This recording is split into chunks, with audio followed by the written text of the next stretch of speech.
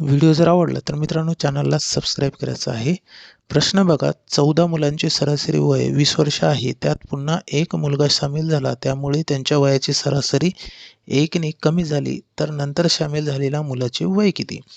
आता बघा, नंतर सामील झालेल्या मुलाचे वय काढत असताना काय करायचं, सुरुवातीला 14 मुलं आहे, त्यांचे सरासरी वय 20 वर्ष आहे. यांचा करणार गुणाकार डायरेक्ट 14 गुणिले 20 यांचा जर गुणाकार केला, 14 दुनी 28, हा शून्य कॅन्सल करून या ठिकाणी लिहिलं 280 वर्ष. हे 14 मुलांचे वय मिळालं एकूण. ओके. पुन्हा एक मुलगा सामील झाला. सुरुवातीला 14 होते, आता एक सामील झाला म्हणजे किती झाले? 15 झाले. ओके. त्याच्यानंतर वयाची सरासरी 1 ने कमी झाली. आधी होती 20 सरासरी, आता किती होईल मग? 19. 1 ने कमी म्हणजे बरोबर आहे.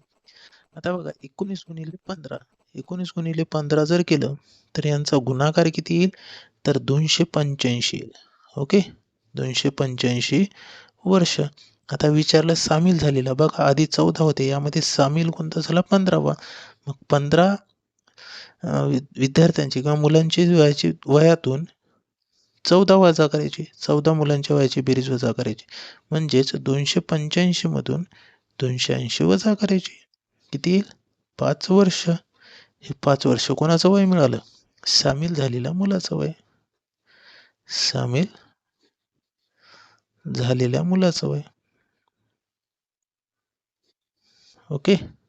मुलाचे वय किती? 5 वर्ष. ठीक आहे. हे आपल्या प्रश्नाचा आन्सर आलेला आहे.